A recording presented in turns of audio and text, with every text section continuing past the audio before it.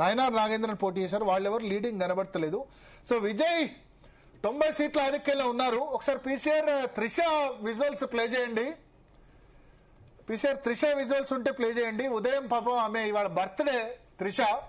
So త్రిషకి birthday gift Vijay ఇచ్చినట్టుగా అనుకోవాలి, లేదా త్రిష విజయ్కే బర్త్డే గిఫ్ట్ ఇచ్చారనుకోవాలి. తిరుమలకు వెళ్లి ఆమె ప్రార్థించింది పుట్టినరోజు ప్లస్ తన ఇష్ట సఖి, ఒక విధంగా చెప్పాలంటే లివ్ ఇన్ పార్ట్నర్స్ అనుకోవచ్చు.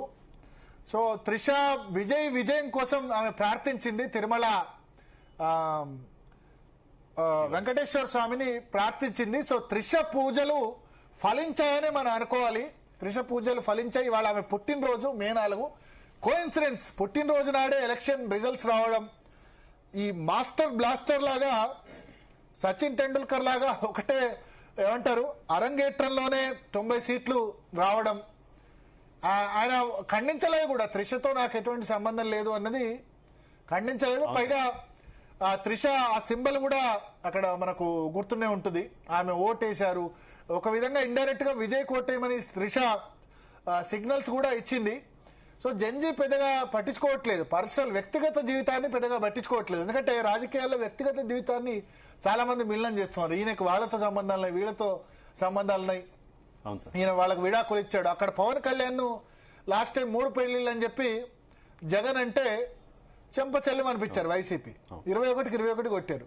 ఇక్కడ విజయ్ని కూడా వాళ్ళ ఏమంటారు భార్యతో విడాకులు, మేబీ అది డిఎంకేనో లేకపోతే మిగతా పార్టీలకు సంబంధించి కుట్రగా కూడా వాళ్ళు చెప్పారు. అంటే కరెక్ట్ గా ఎలక్షన్ సమయంలో సరే వ్యక్తిగత జీవితంలో ఎవరికేమైనా ఉండొచ్చు, విజయ్ తప్ప లేకపోతే ఆమె తప్ప తెలియదు. కానీ జంజీ మాత్రం ఒకటి, వాళ్ళ ఉద్దేశంలో వ్యక్తిగత జీవితం వేరు, రాజకీయాలు వేరు.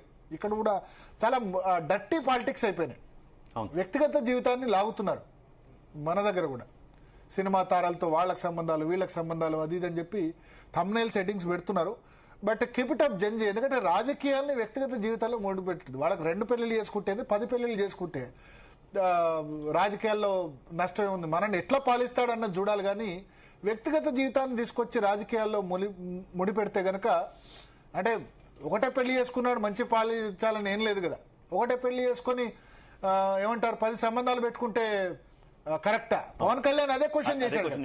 పవన్ కళ్యాణ్ అదే క్వశ్చన్ చేశాడు, నేను ఒకటే పెళ్లి చేసుకుంటా, నాకేం స్టెఫనీ లేదు కదా అని చెప్పి కూడా ఇదివరకు కామెంట్ చేసిన సందర్భం ఉంది.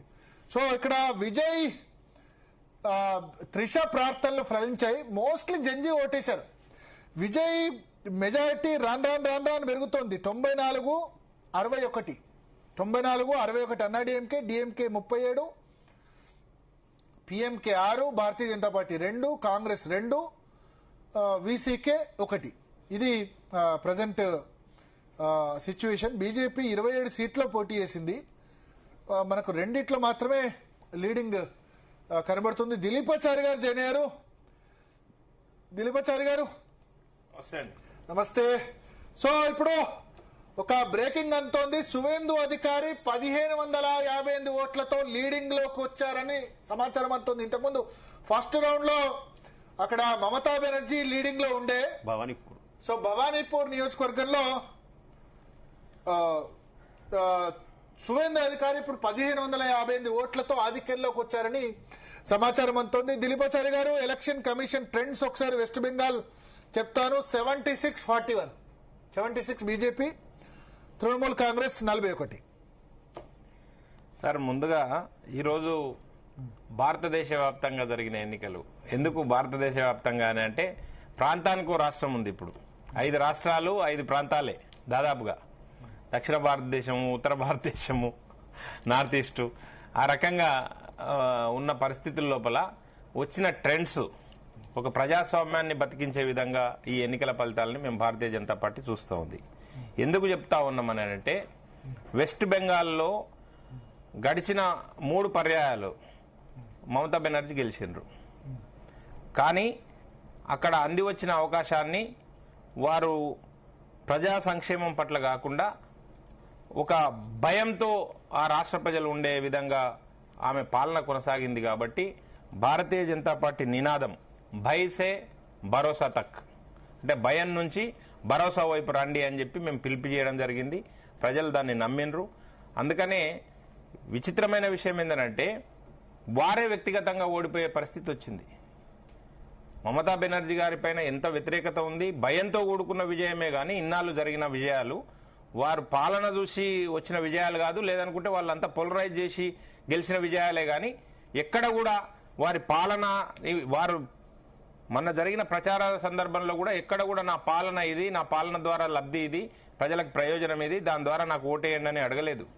మా భారతీయ జనతా పార్టీ అధికారంలోకి వస్తే చేపలు తిననియరు, లేదనుకుంటే మీ పౌరసత్వం పోతుంది, మీకు ఇక్కడ ఉండనియరు, మిమ్మల్ని పంపించేస్తారు, ఈ రకమైన భయాందోళనలు క్రియేట్ చేసి ఎన్నికల్లో గెలవడం కోసం ప్రయత్నం చేశారు తప్ప ఒక ఎజెండా పెట్టి ఆ ఎజెండా ద్వారా ఏదో నేను చేసిన ఈ కార్యక్రమాలను చూసి నన్ను ఆశీర్వదించండి అని చెప్పలేదు. దానికి తోడు అదేవిధంగా తమిళనాడు చాలా విచిత్రమైన విషయము. నాకు తెలిసి ఇది ఒక పొలిటికల్ బ్లాస్ట్, రాజకీయ విస్ఫోటనం జరిగింది. అక్కడ ఒక కొత్త రాజకీయ పార్టీగా ఎమర్జ్ అయింది. ఒక సాంప్రదాయక పార్టీలు ఏవైతే ఉన్నాయో ఆ పార్టీలన్నింటినీ పక్కన పెట్టి ఒక కొత్త రాజకీయ శక్తిని ఈరోజు ప్రజలు ఆదరించారంటే దీన్ని ఖచ్చితంగా ఆహ్వానించాల్సిన విషయము.